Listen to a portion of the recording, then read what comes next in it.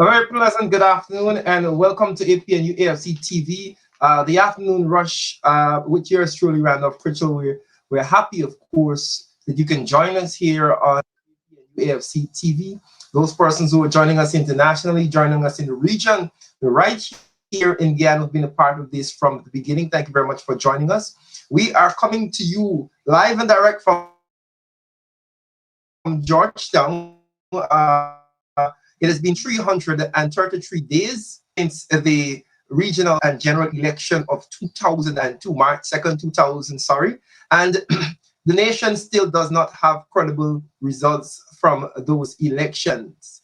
It has been 180 days since the fraudulent administration was installed, and we continue, as usual, to bring to you the credible and valid information, expose what they are doing as they continue to sprinkle, as we would normally say on the show, confusion powder all over this country. A number of issues we're tracking, and along with my co-host, Sherrod Duncan, the Honorable MP Sherrod Duncan, we'll be going through these topics today. We have a number of guests lined up, and Sherrod will be joining me momentarily as we bring to you and we discuss, first of all, some of the major issues that we are tracking today. Of course, we want to talk to you about what is happening in some of those NDCs. We have NDC persons lined up from Region 5 to shed some light on what is happening. Here we are. Sherrod, good afternoon. Your microphone. Apologies. Yeah. Apologies. Randy, very good afternoon. Good afternoon to members of the public. I'm always impressed that you can that you've been keeping this notation of how many days since we haven't had credible, valid votes.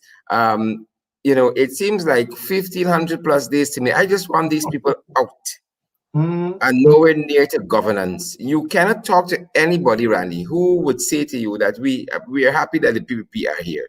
Yeah. Right. Yeah. In 5 short months, 6 short months. My God. I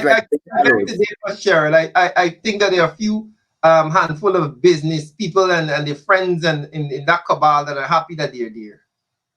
Not the majority of guys. Oh. Perhaps. Perhaps, right.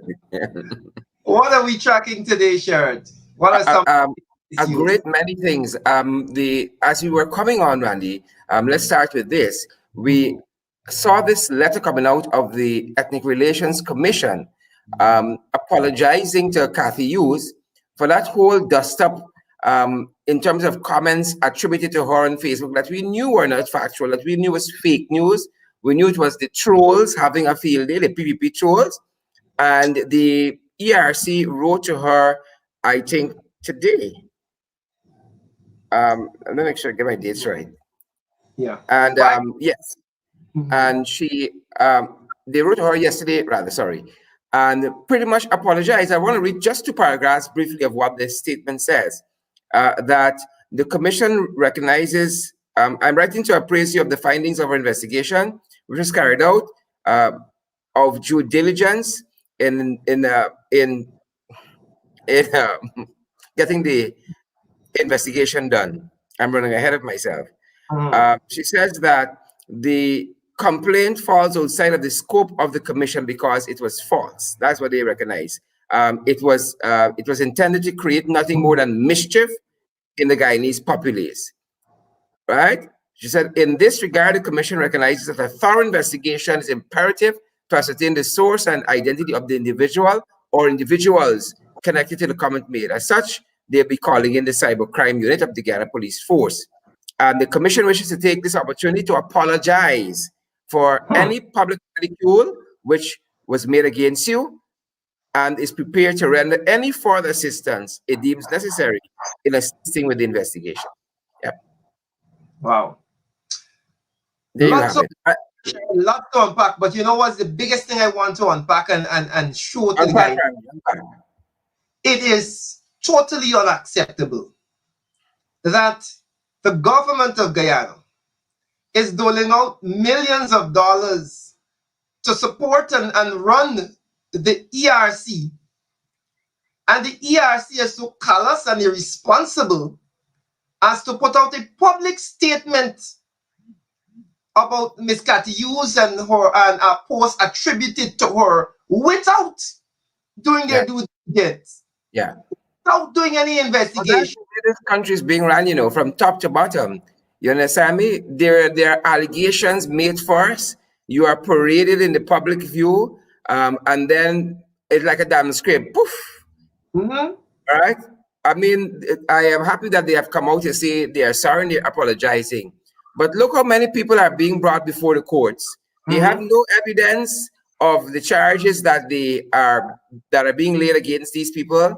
The people have months after they've been charged, no case file, no documentation, and we see that, right? Mm-hmm. But they find something to say about you, involve some authority, whether it's the ERC or the police force, and then it's a big public thing, right? Yeah. Christopher Jones, barber chairs. And what has ever happened to that matter? Well, apparently it's still in court. That Christmas What's ever didn't. happened to it? It is still. It is Right? still. No, but the way they paraded that, I thought Christopher Jones was going to jail the next day because and going to jail in terms of being convicted because everything was set and they had all the facts that they needed.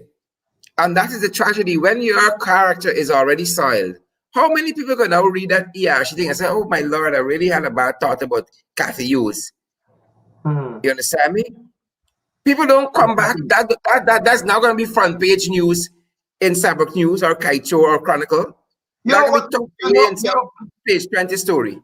You know what ought to be front page news, share? That got to use sues the ERC. Yeah. Yeah. Because you got to be really responsible to put out a statement out there condemning somebody for something that you didn't investigate. Correct. So you're sending a bad letter to her apologizing. You ought to pay some sort of damages. I know the head of the ERC, Dr. John Smith, from our Christian circles and denomination, and I don't want to have to come to the place where saying good afternoon to all except except so they have to do much better. I mean, the ERC's become like a laughing stock now. You understand me? We'll go Look at the folks who were charged recently that we featured. We asked, where is Auntie Stocky? Where is Sophia Prasad? And all the people who said the most heinous things about Black people or Afro-Guyanese. Right? But two Afro-Guyanese said something and they are the ones paying $100,000 fine before the court. Right? And nothing will come of this, Nothing will come. They will find nobody. They will find the perpetrators, the culprits. Nobody will be found. Don't let me fool yourself. You understand me? We can't even find who killed the Henry boys and put a big X in one of them head. Right? We can go through cyberspace and find out who took some photograph to bring shame and disgrace to Cathy. But I will go further to say, Sherrod, that they're not only a laughing stock. The ERC is not only a laughing stock, but the ERC is actively contributing to more ethnic strife in this country. Their actions are irresponsible and callous, and they have on their board somebody who he should be paying over $100,000 for all of the ethnically charged comments he had on Facebook. He is on the board. Rokan is on the board. The ERC parading around as if they're doing something, charging Black people. And Roshan Khan on the board spewing racist comments on Facebook. And you are parading like if you are some authority on ethnic relations, you are contributing to the problem. And that's how it goes. Not only a laughing stock, the government is wasting their money with the ERC. They're trying to the government's money. It's our money, Randy. It's your tax-paying dollars and my own. Yes. Waste of time. That's what it is. And there is no other way to put it. Then you are going to send this bland letter telling Miss Cathy Hughes that now you're doing due diligence. What you were supposed to do in the beginning before you make a public comment on something you saw on Facebook attributed to Cathy Hughes. Investigate the thing. It didn't take my little nephew Sharon can go on Facebook and tell you whether or not it's a fake profile or it's a real profile. All you need to do is to click on the damn thing and scroll through the account and you'll figure out whether it's Cathy Hughes account. Yeah, but in all of these systems and all of these bodies, there is a political element. And there's and let me put it more squarely, there's a PPP political element, right? To damage your character and so forth. You understand what I'm telling you? Yeah. And it works against anybody assumed to be opposition. It is unbelievable. It is unbelievable. As I said, what should be the headline next couple of days is that you sues the ERC for slander and for defaming her name. That is what? For defamation of character. That is what we should be seeing in the headlines. And that is why we all have to be careful that when we see these headlines and we see these narratives and stories, that we await the final word. Exactly. Because we're always hasty to come to judgment. And then it turns out that something was not as we thought it was. Right? And I get all kinds of stuff. And that's why I'm very, very circumspect when I deal with people on social media, especially people who are going to message you inbox and so on.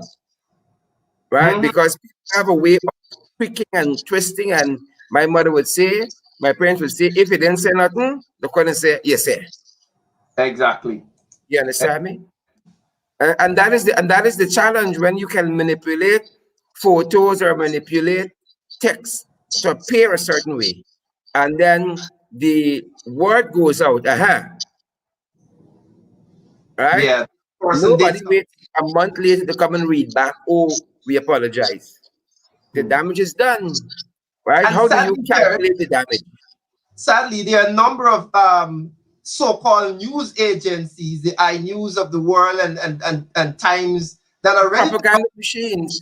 It's propaganda machines that are ready to run, and these people are eating it up as if it's some sort of news, some sort of real news. Propaganda machine. Look, take case in point. Take Parliament yesterday. I think we have somebody waiting on us. We have a guest waiting. Take yesterday, for instance. You had a whole debate in the National Assembly on a very consequential issue of our time. And you read any of the newspapers for fair and balanced reporting, right? They're a shame to journalism. And that's a challenge that we have, because you have lots of people who come right out of school, go into journalism, and are trained by people who never received the formal training, the theory.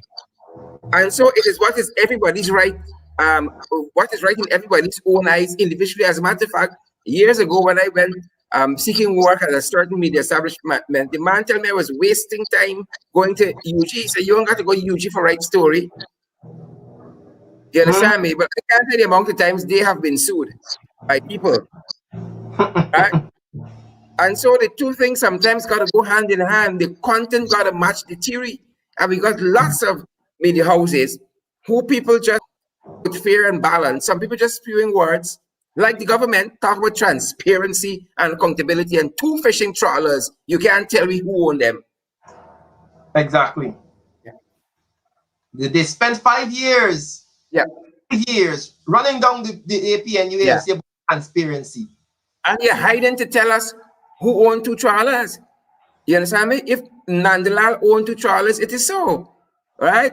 If Glenlal owns two trawlers, or his wife owns two trawlers, it is so. Right? Once you have gone about it the right way, you ain't got nothing to fear. You ain't got nothing to fear. You understand me? I don't fear a damn thing, Randy, because I ain't do nobody nothing.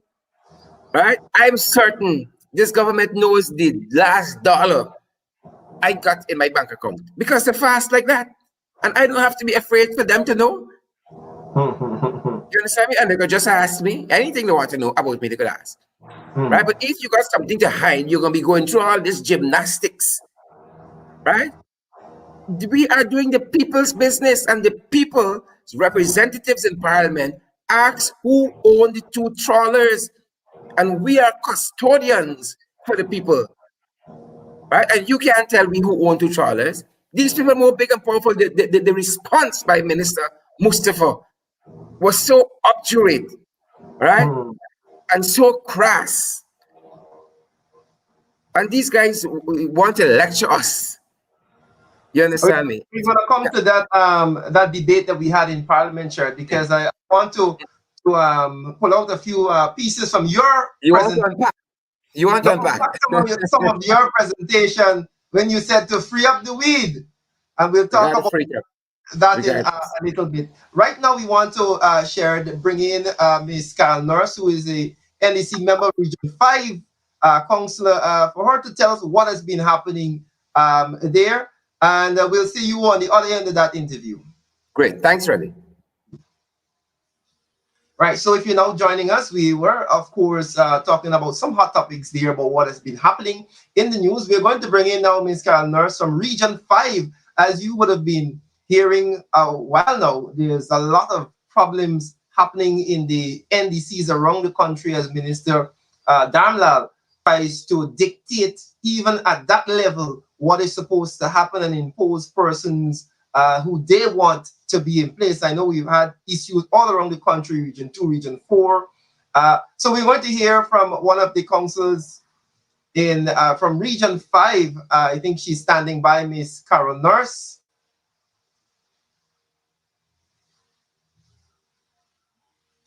All right, so it doesn't seem that we have her right now, but a number of other issues that we are following. Of course, Venezuela has been ratcheting up their talks and their actions. There are some pictures recently circulated of them doing military operations in our supposedly our waters. There are reports coming out that they are mobilizing somewhat of a people's militia. We want to go in depth about what is happening there with Venezuela.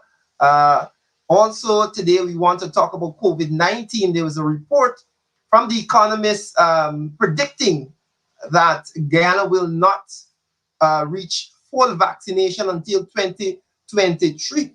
And we need, of course, to get some answers from our elected officials as to why this is so and what is being done to ensure that we reach full vaccination capacity. We should be speaking to someone later down in the program about that. What I want to do right now, we hopefully we can get Mr. Aubrey Norton to come in and have a word with us about the issues going on in Venezuela. In the meantime, I don't know if Sheridan has gone too far, but we can start to unpack. We can start to I'm always unpack. here. I'm always here for you, Randy. Always here for my brother. Right, Sheridan. I know that you have been on the case of the Venezuela border issue. Oh, You've been yes. you've gotten some serious responses on Instagram from persons who are defending Venezuela's position. Very interesting take up, as people say, take ups happening. And You the know, issue. the tragedy is with the Mm, Venezuelans, they believe with all their heart, soul, sinews, fiber, and backbone that Venezuela is theirs because this is what they've been taught in school. And I think we have some pictorial evidence of them, the military seeming to instruct some of the soldiers, some of yeah, their officers. And this is part of the culture of Venezuela that this piece of territory is theirs. And so when you see them operating a certain way, you understand where they're coming from. It's the ignorance that this yeah. piece of land is theirs. When this has been settled, signed, sealed, and delivered since 1899, Mm, Randy, but we have our parts to do as Guyanese, and we ain't backing down yeah, from Venezuela. You yeah. understand me? So we have to be as vocal on the and this is every Guyanese on the matter that I almost said Venezuela belongs to us. We ain't gonna be greedy, right? Hmm. Essequibo belongs to us. And you Exactly. put it out on social media and you attract the wrath of certain Venezuelans. And that is a tragedy that we have. But let me say this, I was tremendously disappointed by the statement, the tone, if anything else, of the statement coming out from the Minister of Foreign Affairs yesterday in the National Assembly. My Lord, if you wanted to, I don't know. This sounds more like a requiem than it was anything to rouse the conscience and the patriotism of the Venezuelans. Sure, you there? Hello. I think think Shared is experiencing some technical difficulties right now. We're going to continue. Let me see if I can pull this up. We have some pictures until we get Shared back. We have some pictures of what has been happening there on the border. Military buildup, as you will call it, military buildup of Venezuelan troops on the border there, and this is quite concerning. Shared, we're now looking at some of the images of the military Yeah. buildup, so to speak. This show of force. I wonder, Yeah. Shared, that I try to analyze in my little corner and my little understanding of international affairs and relations, is this just an attempt by the Maduro government to rally the people behind them? Is this Guyana border issue some sort of rallying propaganda thing for them, knowing full well that this is something that it has been ingrained in the minds of Venezuelans from very young age? Is this now one of those issues that the government can get the people to rally behind them, given their shaky political ground that they're standing on? Your thoughts? I am in agreement with you. It is one of those things that has always been used. I believe when the government of the day believes that they are losing the backing of the people, and so to galvanize the people's support, they pull out this trump card, and it's sad. It's sad that this is what you have to resort to: lies and fake news. That and the story of which Venezuela claims to come into possession of Esquivel. It is so mind-boggling, right? Some guy who was on the tribunal said there was some backroom kind of deal. Oh, but I couldn't say anything until I was dead. Then he left some letter. My God, this is young and the rest of that story. Yes. You understand me? But we consider this as not even a dispute, a controversy, because they have this bizarre claim, and we know within every fiber of our being what the International Court of Justice is going to rule, or how they're going to rule on this matter. We have no doubts about that.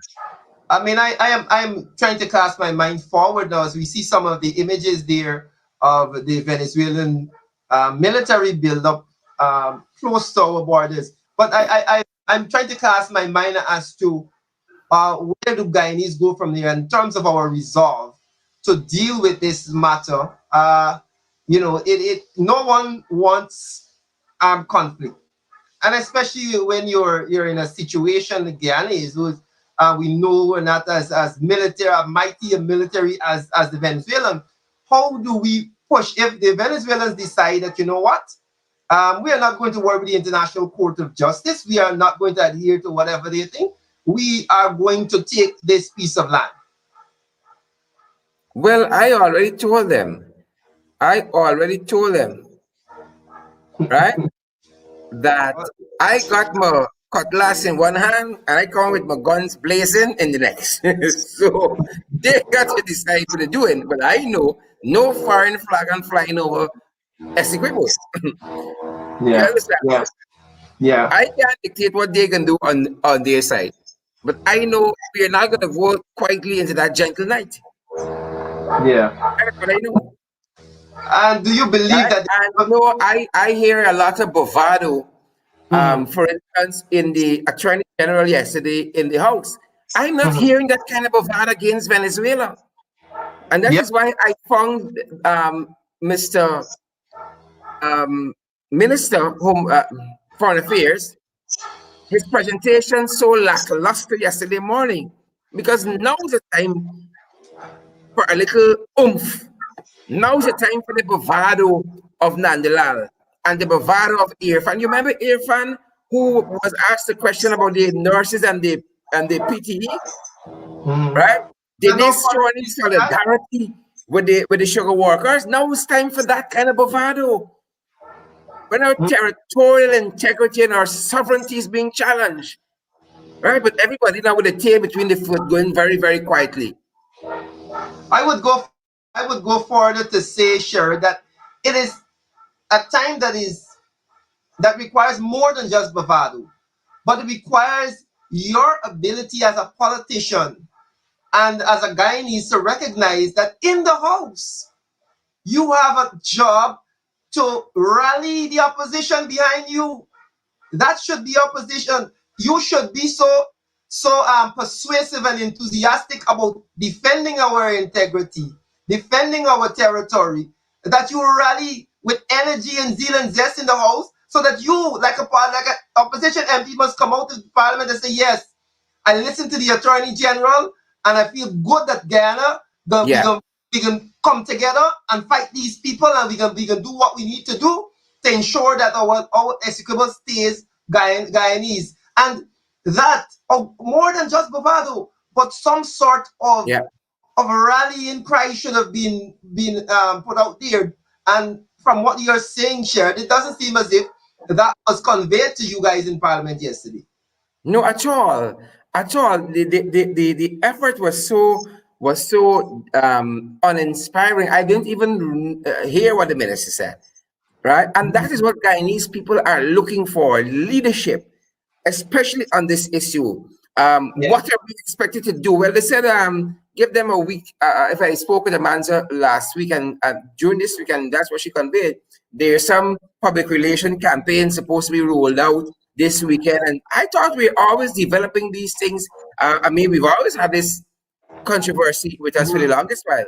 I mean, we're still going to develop a public relations campaign at this ninth hour now. To God, here for the administration. Oh my! Yeah. I I've, can't wait the day you're going back into opposition because I've always said, it didn't Sharon, work out. that, piss poor planning. That is what that's my opinion.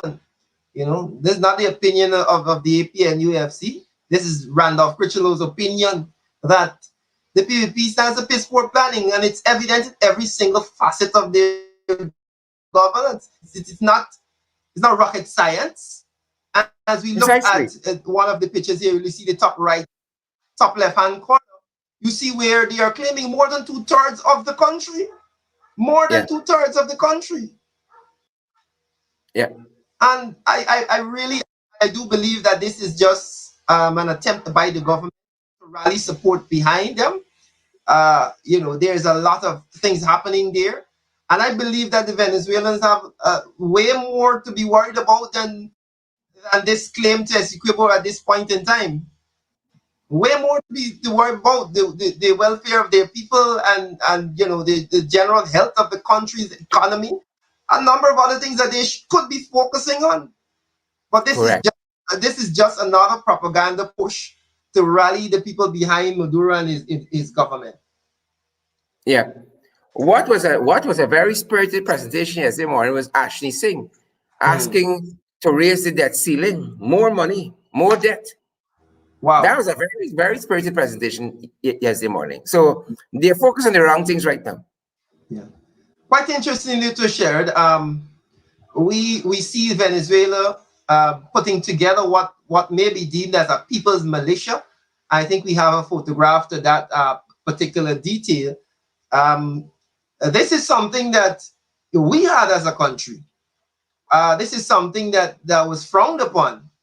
This idea of reserve the people of the country being ready to defend the country was frowned upon. And here you see Venezuelans, and the comment at the side of it says all citizens are effectively soldiers. Yeah, I mean, like, shouldn't you and I be off training somewhere, Randy? Ducking through some bushes, rolling down a mountainside or something.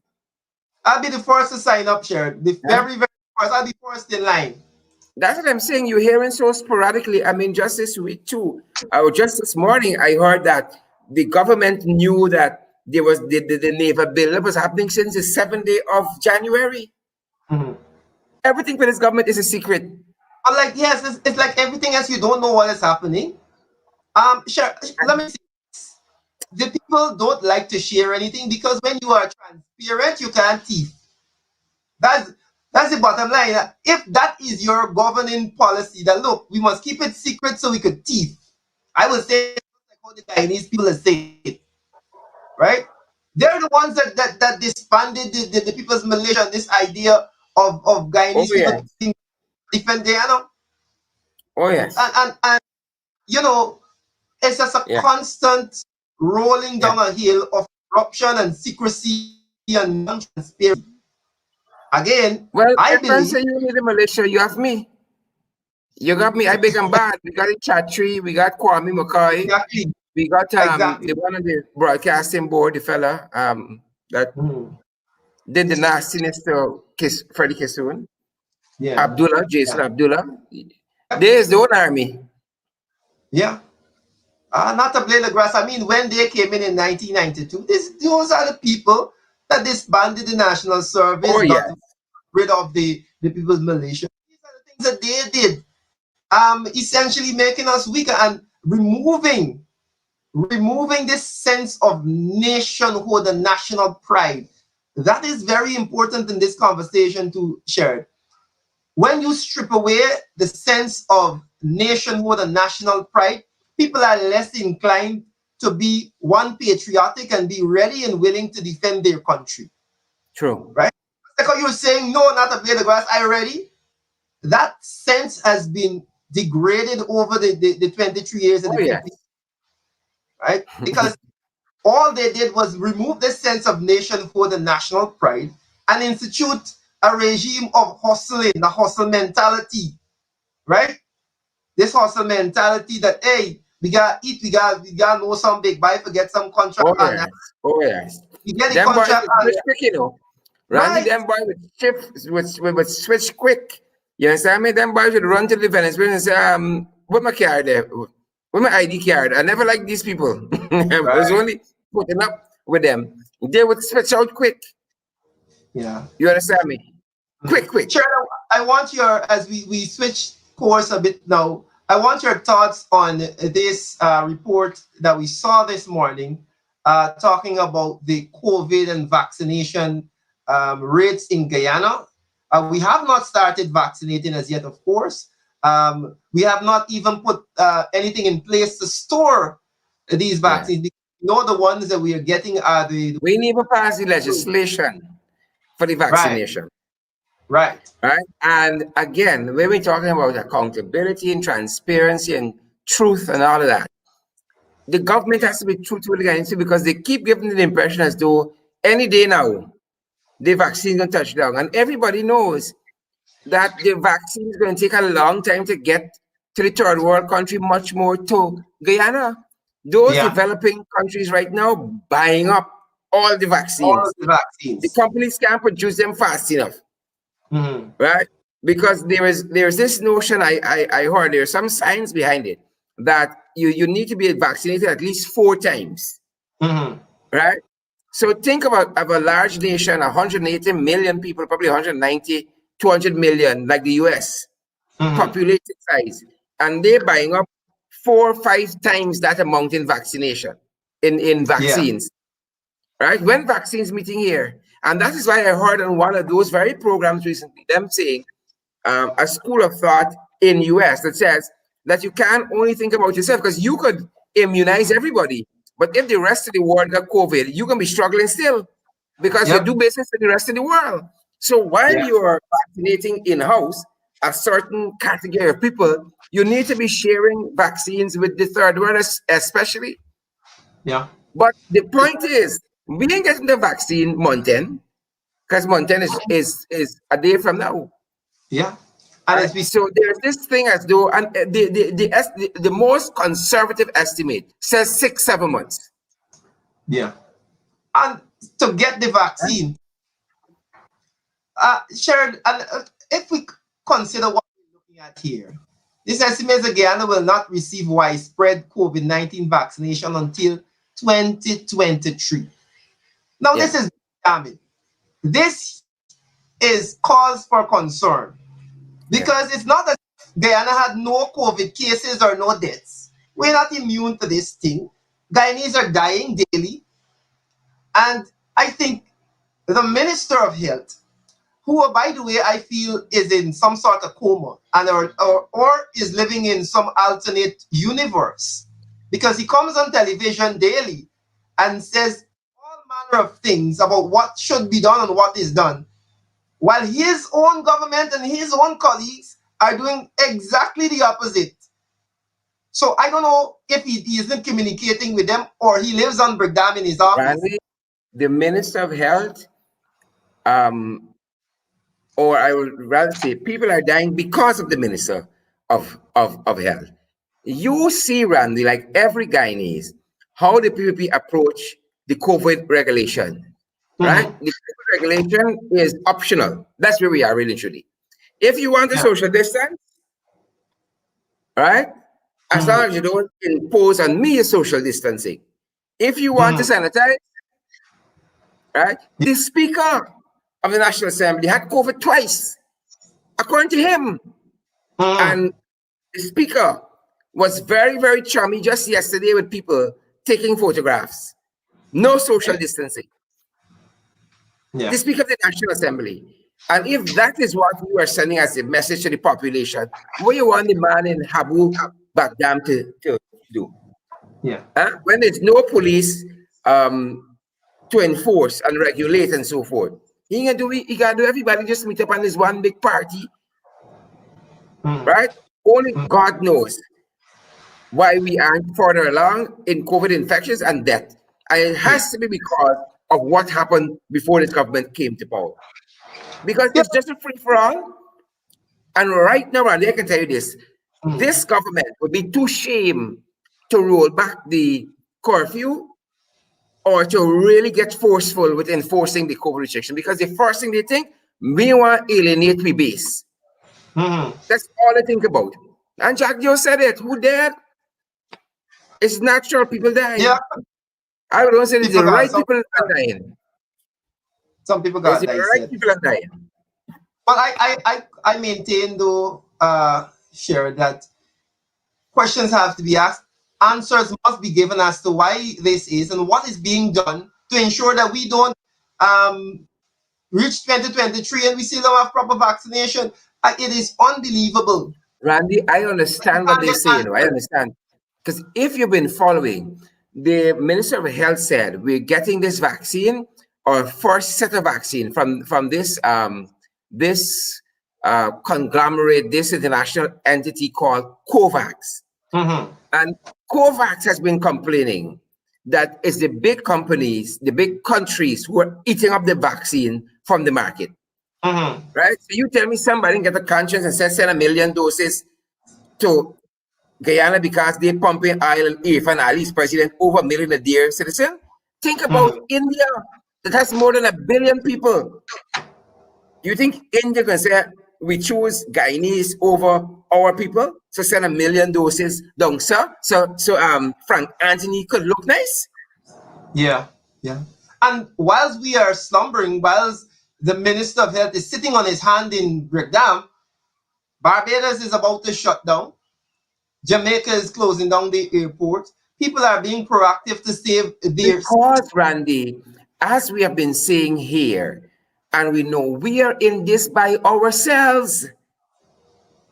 You understand me? And that is why you had to take as many precautions as you could. But they want to show that they are in power and the status quo remains as pre-2015. Airports open. If you want to go by Buddies and take a drink, you want to go down by the other one on Main Street and bus the line, all is well and good. You understand? The police can shut down certain parties and find certain people, and some other places they dare not even come out of the vehicle and venture on the parapet. Yeah. That is where we are. Very, very sad situation. And, you know, I really... And the shame that got Dharmlal issue hush up, that a minister of theirs has COVID currently. Right? And Dharmlal had a lot to say when other people got COVID. Right? So I'm not going to cry for him. Don't cry for me, Argentina. Take your licks like a man. I hear he balling out for pain. Take your licks like a man. You understand me? He had a lot to say when other people had COVID. Now his story hush hush. Why? Because they pampersetting themselves all over the country like his life as normal. A historic pandemic. And they're prancing all over the country, meeting with people, pulling people out in huge gatherings. You saw what happened during Christmas? Every damn day was a Christmas tree light up someplace, Yeah. and hundreds of people to make them Mhm. look nice. The big sahib has come, so we need 500 people gathered together. It's foolishness, Yep. right? It's foolishness, and we still don't know where we are on COVID, Still don't right? know the information. No, no, every day we're getting closer to 200 deaths. And it was Mhm. 21 when the PPP took over. And we just about to touch 200. It And was 474 confirmed cases. Mhm. We are 7,000 yet. I can't even, I last count now. I'm numb, right? Mhm. I am numb because people will contract COVID because of the government. Yeah. And considering, Sher, that so many things have to be put in place, you need proper storage. You need a proper vaccination plan. And this government, given how they've imagine trying to vaccinate and giving it to the government that is implementing the COVID relief funds. The Randy, who you confusion think? behind vaccination, if they can't even give out a little $25,000 properly. Things That's that what I'm people telling you. watch as a vaccine, but many people may not want. Imagine that. Randy, Guyanese see what has been happening. Who you think getting the first set of doses of vaccine? You understand me? Right?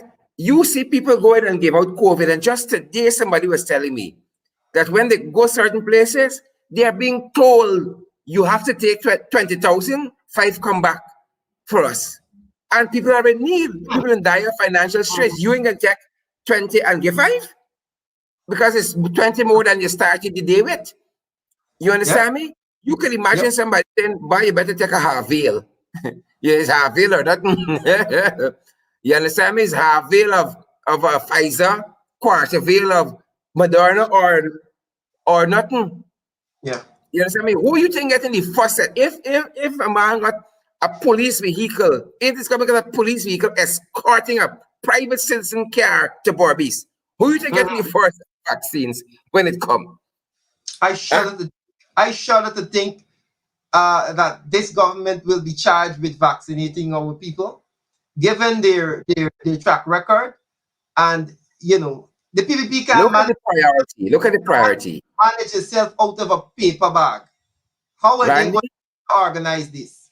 they said legislation is needed as to how the vaccinations will roll out. Hmm. Right? Yesterday we had a whole session of Parliament, and we didn't talk about COVID in Parliament. We didn't talk about the legislation for the vaccine, and we didn't talk about COVID in Parliament. And we're in the middle of a pandemic. Yep. You understand me? But Most of their effort was focused on defeating our ganja bill to put their own ganja bill in its place. and look, just think about the nature of the PPP. We are in the middle of a pandemic, as you said.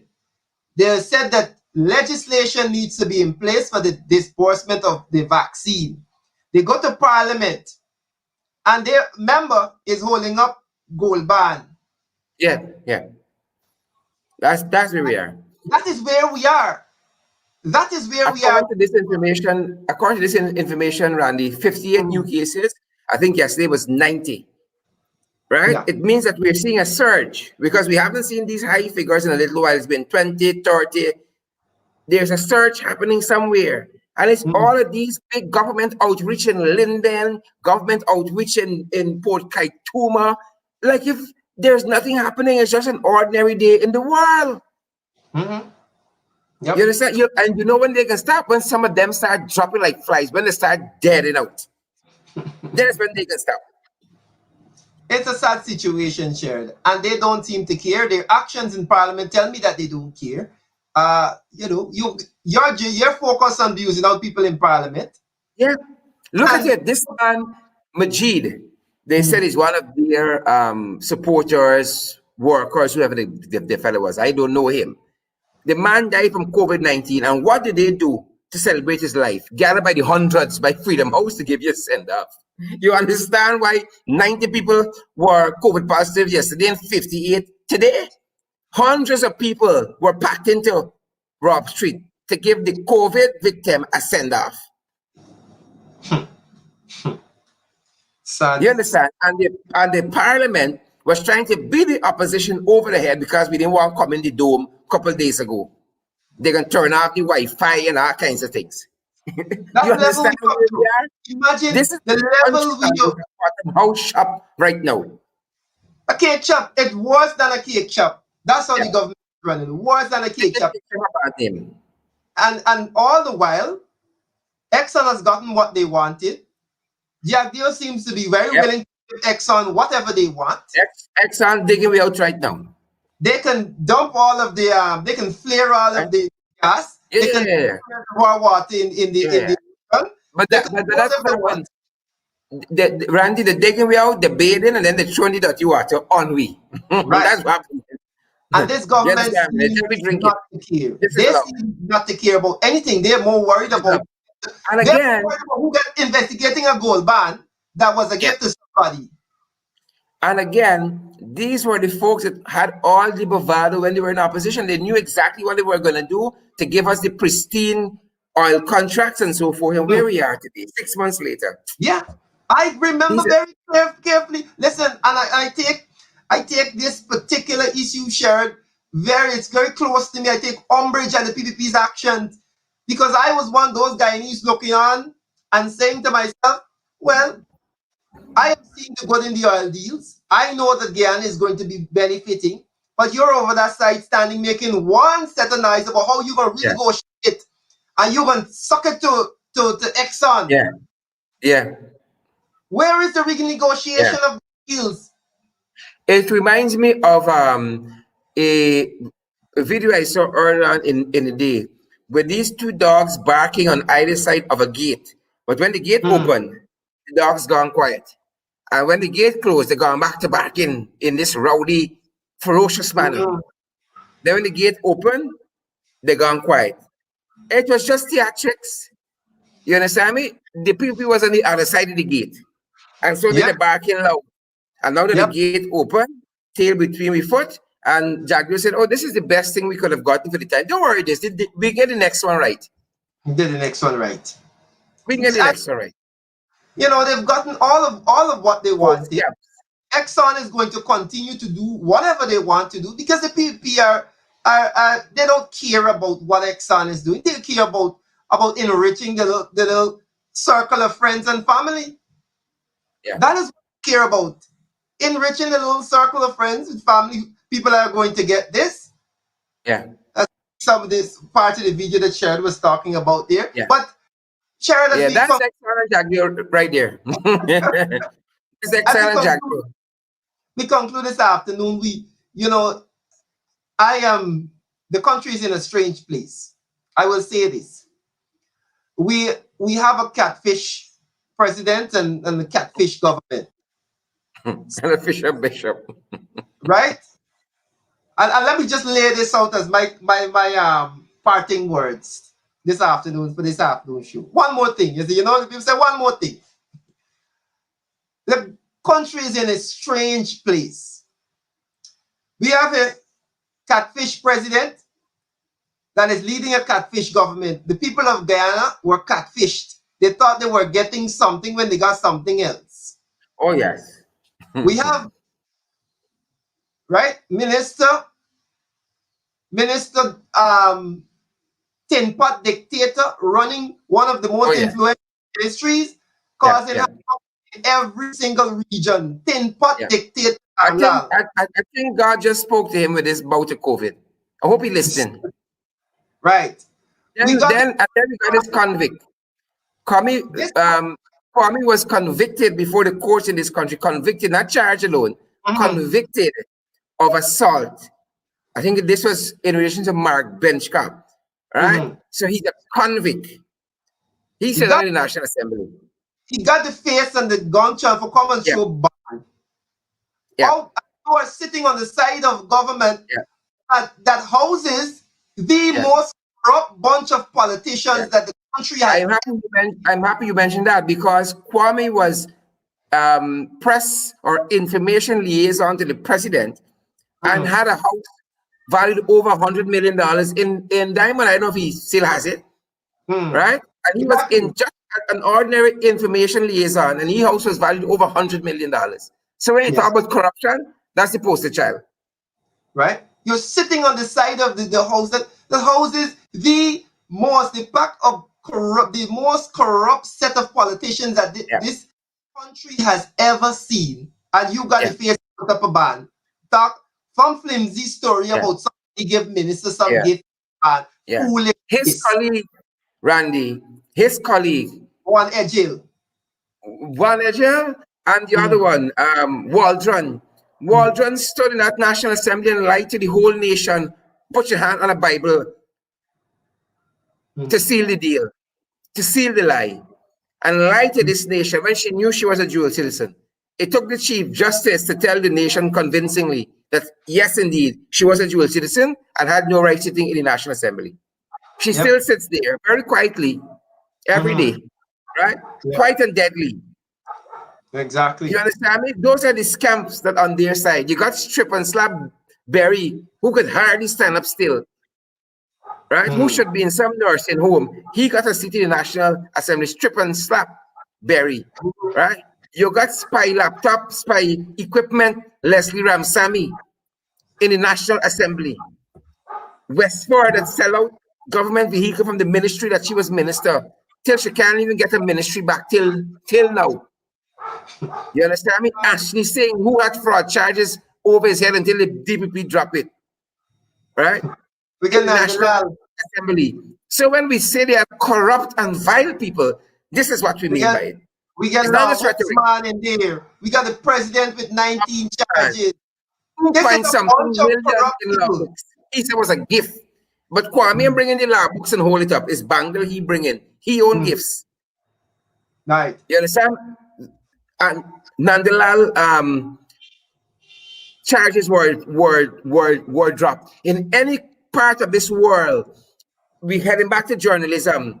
What Nandalal wife said to him as sitting attorney general about him flouting COVID rules would have been front page. She said, "Watch this. Imagine protecting yourself every day and this coming home to you." That's the attorney general of the Cooperative Oil Producing Republic's wife posting on Facebook, updating him on social media, and they could talk to us. Give us a break. And that is why I withstood Robeson Brockben yesterday when he said this. He's appalled by the young people on the opposition side. When you got all of them Judases and big crosses you got to carry on your side, right? The bandit from over the river that caused the 13-year-old girl to commit suicide, he sits on the government side comfortably, interfered with the young lady, sent her crazy and she committed suicide. He on their side. But you see, when you got jaundice eyes, and that's what the Bible talks about. You can see the speck in your brother's eye, but the log in you, the whole damn forest, you can't see that. You can't see that. And that is what we have in the government. And that is why we're in the cake shop that we're in. Yeah. That is what that's why when I say the country is in a strange place, is that we have so many pressing national issues in front of us, whether it be Exxon and oil, whether it be Venezuela on our border, whether it be COVID killing our people, and the government of the day seem to manage themselves out of a paper bag. They have no idea what is happening. They have no plan to do anything. And if they do have a plan, they're keeping it hidden in the back pocket because they want to know how much. They don't want the government doesn't want the people to know how much this plan will cost because they want thief. I will say it again. So this is why they are not transparent. You can't know what is happening with Exxon or what's the plan we have for COVID. How much we getting from you can't know who the COVID team is. You can't know who the vaccination team is. You can't know who owns two travel license. Right. You understand me? You're back to this police state. Right? The people at the Trump Convention Center scared for their life because they don't even know if the contracts will be renewed. Hundreds of Guyanese dismissed from the public servant. Witch hunting in every quarter. In a pandemic. In a pandemic. In a pandemic. You can't bring yourself to give the people a little money at the end of 2020. Yeah. You give $9 billion to sugar for waste it. This is what I mean. The PPP are just it's just a sham. Yeah. It's shambolic. All use tires before they in some nursing home somewhere going off into the golden years, right? And keeping close to God, they in parliament. You understand me? Some of them want to stay funeral, you know, but I hope God grant them the desires of the heart. Shambles. Shambolic. Shambolic. 180 days. Shambolic. On that, let us bid the people good afternoon. And we, as you normally say, good afternoon to everyone except the PPP. Everybody in the PPP. Except that. Except. Have a great weekend, guys. Let's continue. Excellent Jack Dio. Excellent Jack Dio. That's excellent Jack Dio. Watch. When he went out the government, he back. This is them, out the government. Why can I do to Exxon? When they're in government, looking at Exxon frightening for do anything. All use tires. All use tires. Anyway, let's continue. Guys. Randy, have a great weekend too. Yes, you too have a great weekend. What's happening in the ring tonight? You gotta come and find it, Randy. I want to see you. I know you still got a couple rungs in you before the day closes out. The afternoon is young. Anyway, I know you still got a couple rungs in you. If you want to enjoy the rest of your evening and your weekend, let's remember to continue working together for national development.